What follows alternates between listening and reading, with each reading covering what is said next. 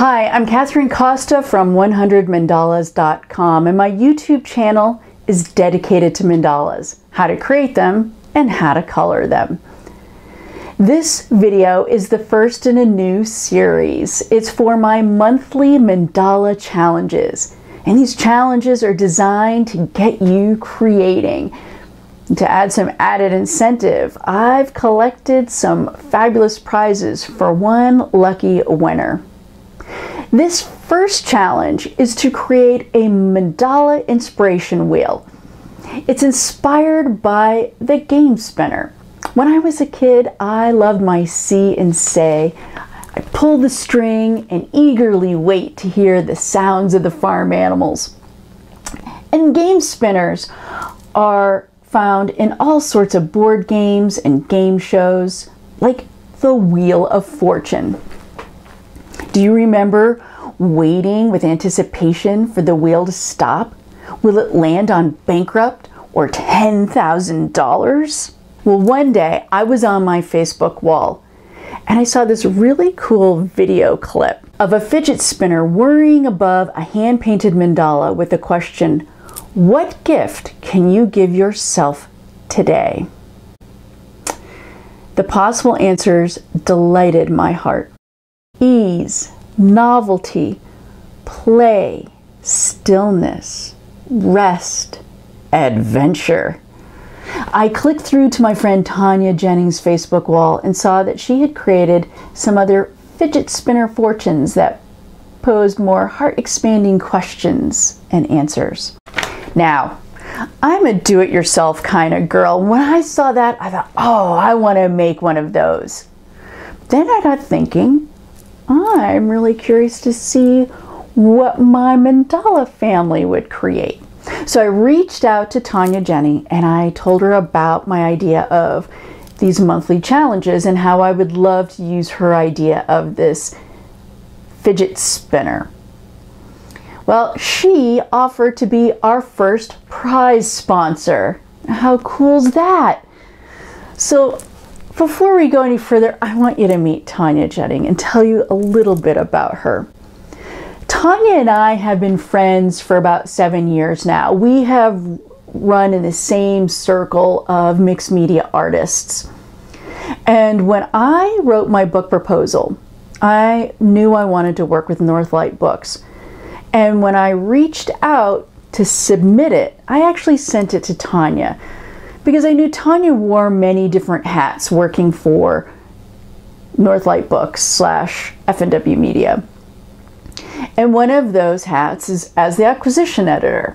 And I'm so glad I did because she was really a wonderful person to guide me in the next steps that I needed to take my proposal and prepare it in a way that it could be successfully received by the committee that determines which book projects they were going to work on.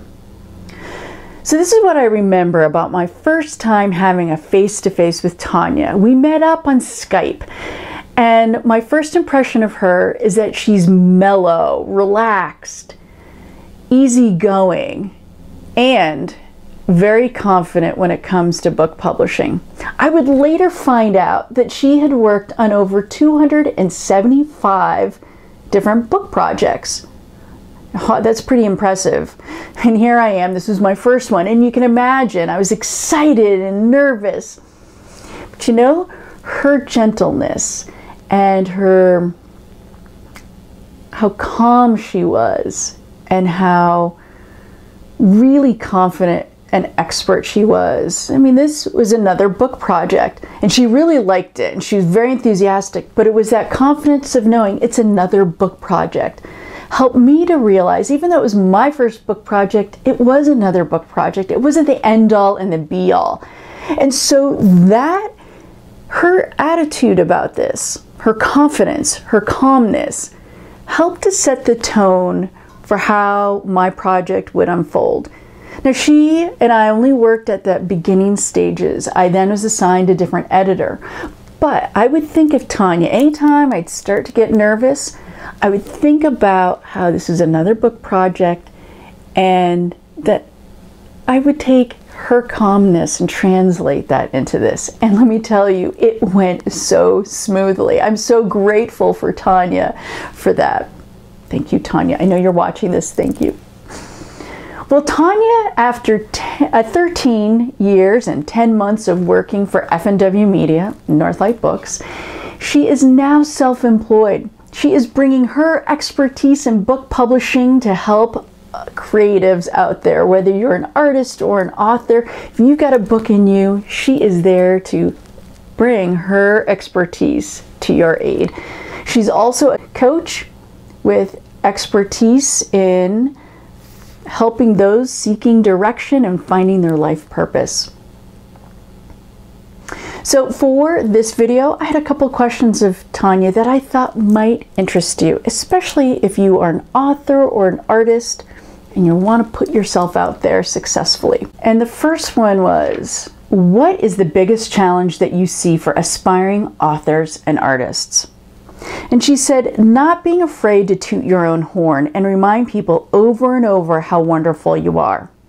It can be hard to see that you're not being a braggart, but actually you're simply sharing with others that you have something they could use. Lack of confidence and comfort with self-promotion results in a smaller following, and a publisher sees this as a risk. You will not be a strong promoter of your book. Now, my second question has to do with that artist statement. It's so hard to write an artist or an author statement. I've struggled with it. I've seen my friends struggle with it. So I asked Tonia, what mistakes do you see artists and authors making when they write about themselves? And Tonia sees 5 areas most artists struggle with. Number 1, using specific details to describe how unique their art really is.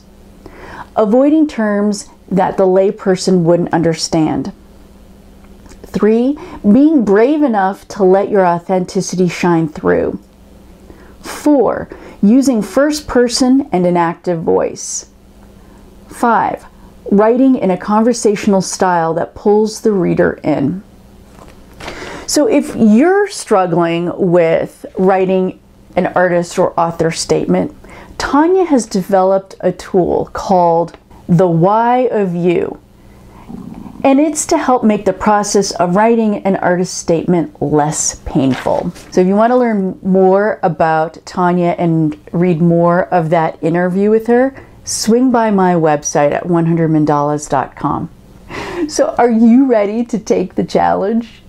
All right, so the challenge is to create a mandala inspiration wheel. And this combines 3 things that I love: mandalas, inspiring words, and playfulness. All right, so the first step is you're going to draw a circle, 6 to 7 inches. Then divide that circle into 12 segments. So I'm going to show you how to divide a circle into 12 equal sections. There are several ways that you can approach this, but this is one where we're going to use a compass, a pencil, and a ruler, and I have a piece of paper. It doesn't matter what size your circle is, it's the same technique. The first thing you'll do is you'll draw a circle using your compass.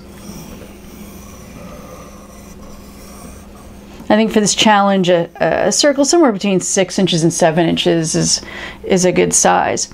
Now you want to keep the distance of the 2 arms of your compass the same throughout this exercise. What you'll do is you'll take the needle and you'll place it anywhere on the edge there of the circle. And as you swing your compass, where it intersects the line, draw a little mark. I draw these lightly because I'm going to be erasing them. They're guidelines. Now where this new line intersects that first one, that point, that's where you're going to place the needle of your compass. Draw another line, and you've just broken down, you've just made your next mark. And you just keep doing that as you work around the circle.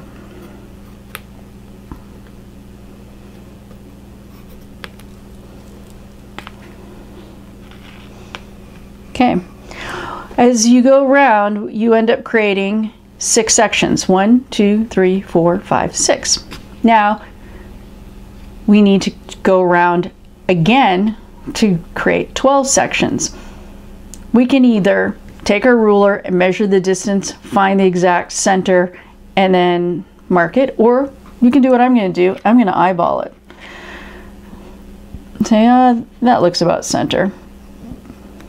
And then what you do is where that new line is, that's where you place the needle of your compass, and you work your way around.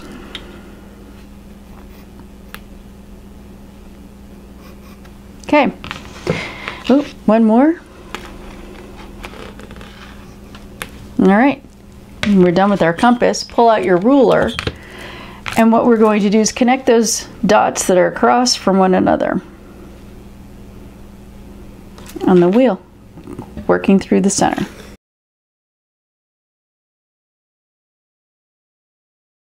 And there you have a circle divided into 12 equal sections. There's other ways that you can achieve this. You can create what I call the 12 petal flower.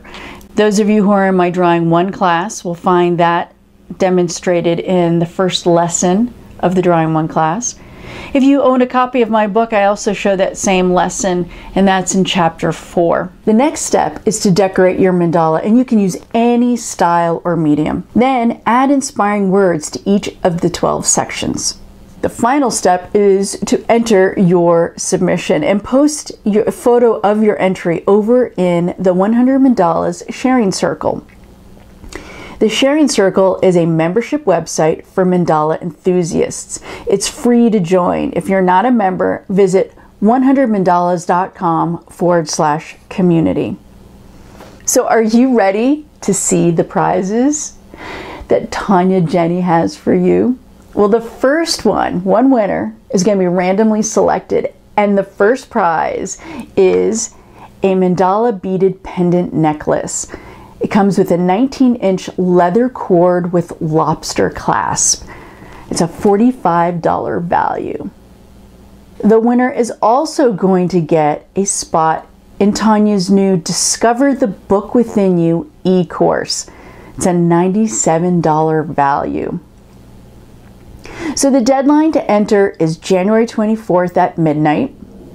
I encourage you to swing on over to my website to learn more about Tonia, learn more about this contest and the prizes.